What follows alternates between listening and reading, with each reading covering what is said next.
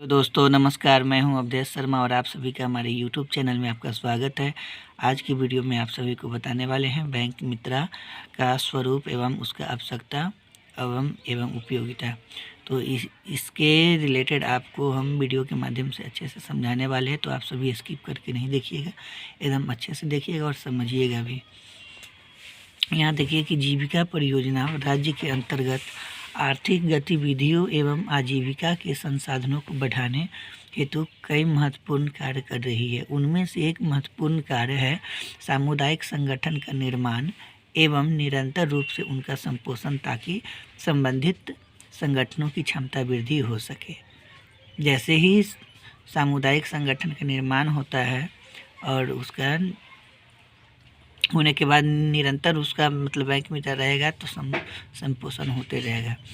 जीविका परियोजना द्वारा स्वयं सहायता समूह का निर्माण सामुदायिक संगठनों के विकास की दिशा में मजबूती से रखा गया है। एक महत्वपूर्ण कदम है कि इन सामुदायिक संगठनों की क्षमता वृद्धि हेतु यह अति आवश्यक है कि इनका जुड़ाव मुख्यधारा की अन्य सामाजिक एवं वित्तीय संस्थानों के साथ हो। इस दिशा में राज्य स्तर पर हुए सामुदायिक संगठन के विकास के दायरे को और बृहद करने की संभावना स्पष्ट दिखाई देती है। स्वयं सहायता समूह को और भी विकसित करने हेतु राज्य स्तर पर काफ़ी कुछ करने की गुंजाइश है और ऐसा प्रतीत होता है कि ये शुरुआती दौर के संघर्षों से जूझ रही है। यही कारण है कि इन सामुदायिक संगठन का बड़े पैमाने पर वित्तीय या अन्य संस्थानों के साथ सीधा जुड़ाव नहीं हो सका। अब स्वयं सहायता समूह बनाकर गांव के आखिरी गरीब आदमी तक सीधा संवाद स्थापित करने की कोशिश की जा रही है। ऐसे में यह महत्वपूर्ण एवं निर्णायक मौके के तौर पर देखा जा सकता है जब स्वयं सहायता समूह के माध्यम से गरीबों तक वित्तीय समावेशन का प्रयास किया जाए, तो सरकार एवं समस्त वित्तीय संस्थानों के सामूहिक प्रयासों के बावजूद गरीबों को वित्तीय समावेशन पूर्ण रूप से नहीं हो पाया।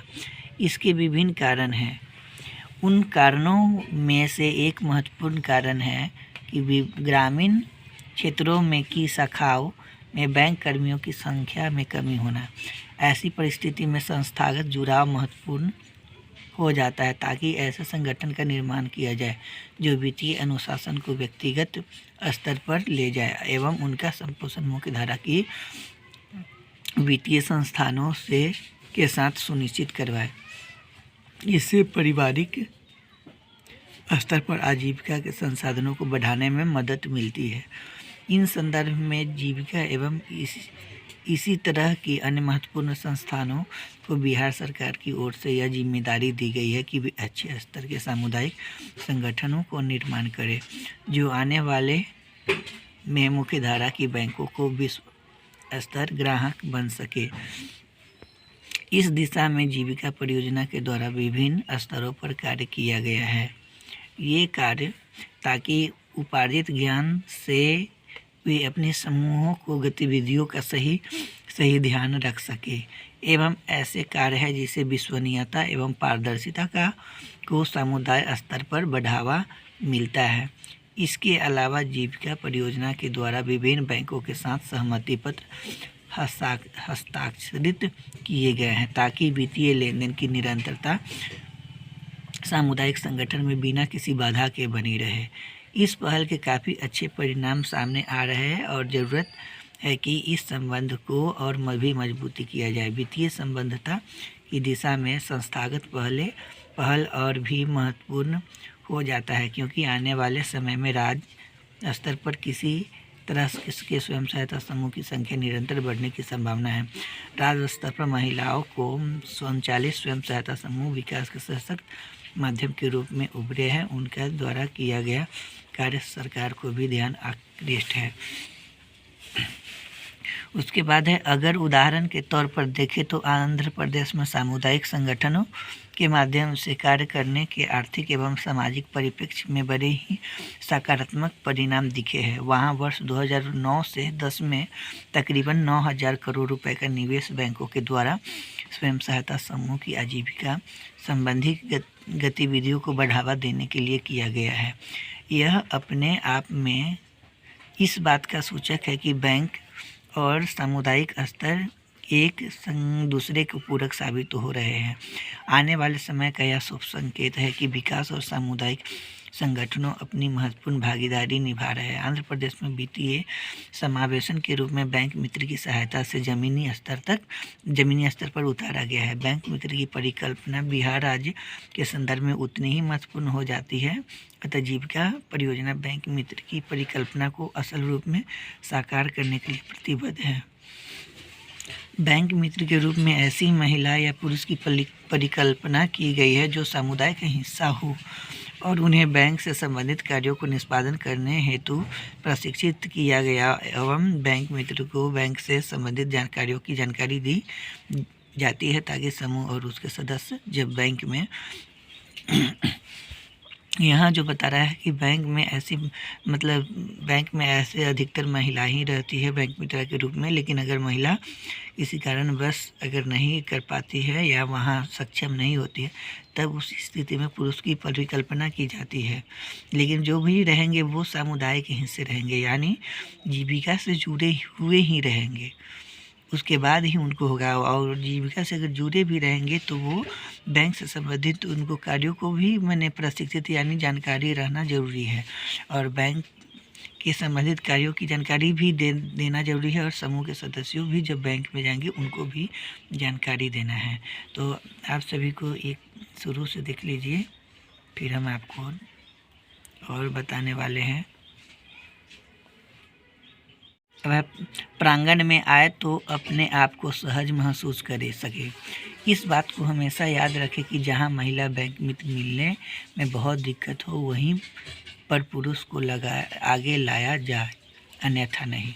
अगर इसमें क्लियरली बोल दिया गया कि अगर महिला अगर नहीं मिल पाती है, अगर तैयारी नहीं है, सक्षम नहीं है, तो अब उस स्थिति में पुरुष बैंक मित्रा को चयन करना है। ऐसी परिस्थिति में जहां महिला बैंक मित्रा मिलने में दिक्कत हो रही है वहां प्रखंड परियोजना प्रबंधक की जिम्मेदारी बनती है कि परिस्थिति को सही आकलन कर संबंधित बैंक मित्र को चुनाव करे। संबंधित सामुदायिक एवं क्षेत्रीय समन्वयक भी इसके लिए जिम्मेदार रहेंगे। सबसे पहले बैंक मित्रा का जो है महिला बैंक मित्रा मिलने में अगर दिक्कत हो रहा है तो प्रखंड परियोजना के जो BPM है वो और जो सामुदायिक क्षेत्रीय समन्वयक है उनको भी उसमें चुनाव में जिम्मेदारी बहुत ज़रूरी है। अब है यहाँ संक्षिप्त तौर पर यह कहा जा सकता है कि बैंक मित्र वैसे प्रशिक्षित महिला या पुरुष होंगे जो स्वयं सहायता समूह एवं अन्य सामुदायिक संगठनों को बैंक के साथ होने वाली वित्तीय संबद्धता में हर प्रकार की मदद करेंगे। तो जो बैंक मित्र रहती है उनको स्वयं सहायता समूह के जो दीदी रहती है उनको हेल्प करने के लिए ही रहती है। तो जो भी बैंक से संबंधित जो भी कार्य है उनको अच्छे रूप से समझाना होता है। अब है राज्य स्तरीय बैंकर्स समिति के अंतर्गत स्वयं सहायता समूह एवं वित्तीय समावेशन की गठित बैंक मित्र के परिप्रेक्ष्य में लिखा गया पत्र। अब बैंक मित्र का उपयोगिता यहाँ पर देखिए, बैंक मित्र की उपयोगिता जीविका परियोजना द्वारा प्रोत्साहित स्वयं सहायता समूहों एवं उनमें संबंधित संगठनों को बैंक परिसर में बैंक मित्र द्वारा सारी बैंकिंग प्रक्रिया में सहायता प्रदान किया जाएगा एवं बैंकों को सकारात्मक सहयोग दिया जाएगा। जीविका द्वारा जो प्रोत्साहित स्वयं सहायता समूह जो है उसको बैंक मित्र के द्वारा सारी बैंकिंग प्रक्रिया में सहायता करेंगे और बैंक को सकारात्मक यानी बैंक को भी सहयोग देंगे। तो थर्ड में है बैंक मित्र की योग्यता एवं पात्रता की शर्तें। तो यहाँ पर है बैंक मित्र महिला एवं या पुरुष परियोजना के कार्यक्षेत्र ग्राम से होने चाहिए। अगर महिला के चयन दिक्कत हो तो पुरुष का चयन होना चाहिए। अब कि समूह के सदस्यों के बीच ही सक्रिय सदस्य को प्राथमिकता दी जाएगी। जो समूह के सदस्य हैं उन्हीं को सबसे ज़्यादा प्राथमिकता मिलता है। और थर्ड में है कि कम से कम हाई स्कूल पास हो। इसका मतलब है कि संबंधित व्यक्ति कम से कम 8वीं या 10वीं पास हो। लेकिन यहाँ अभी 8वीं 10वीं पहले चयन हो जाता था, लेकिन अब है तो इंटर और ग्रेजुएशन चाहिए। अब 4 में है जानबूझकर बैंक को बकायादार या चूककर्ता न हो। जो बैंक में रहेंगे वो बैंक का बकायादार या चूककर्ता नहीं होना चाहिए। 5 में है मृदुल स्वभाव के हो। अब 6 में है बैंक मित्र की ऐसी आत्मविश्वास हो जिससे बैंक कर्मियों एवं समूह के सदस्यों के साथ अच्छा व्यवहार बनाकर रखे। यानी बैंक मित्र जो रहेंगे वो बैंक के साथ भी अच्छा व्यवहार उनका रहना चाहिए और समूह के सदस्य के साथ भी। अब साथ में उनके परिवार की सहमति उनके प्रदान हो ताकि बैंकिंग समय में वे बैंक परिसर में अपनी उपस्थिति दर्ज करा सकते हैं। यानी जो बैंक मित्र रहेंगे वो पहले ही जानकारी दे देंगे कि उनको बैंक में ही रहना है और जो टाइम है बैंक में रहते हैं उतना देर तक रह सकते हैं और उनको बैंक के अलावा उनको विजिट भी करना होता है, तो सब जानकारी होना चाहिए। उसके बाद है वे लिखने पढ़ने में अच्छे हो। चूँकि बैंकिंग चीज़ों को उनका संबंध रखना है इसलिए इस पहलू पर कोई दूसरी राय नहीं हो सकती है। संबंधित लोग पढ़ने लिखने में अच्छे हो इसका ध्यान परियोजना कर्मियों एवं ग्राम संगठन को जरूर रखना चाहिए। जो भी रहेंगे अगर लिखने पढ़ने में चूँकि बैंकिंग से संबंध रखता हो इस पहलू पर दूसरी राय नहीं हो सकती। पढ़े लिखे भी रहना चाहिए और ध्यान रहे कि परियोजना कर्मी को भी ध्यान देना है और ग्राम संगठन को भी ध्यान देना है। तो चलिए हम आप लोग को ये भी शुरू से बता दे रहे हैं। अब इसके बारे में और भी हम आपको नेक्स्ट के वीडियो में बताएंगे। तो आप सभी का हमारा वीडियो कैसा लगा? अगर हमारा वीडियो अच्छा लगेगा तो लाइक कीजिएगा, कमेंट कीजिएगा, चैनल को सब्सक्राइब कर लीजिएगा और बेल आइकन को प्रेस कर लीजिएगा। आप सभी का हमारे वीडियो में बने रहने के लिए बहुत बहुत धन्यवाद।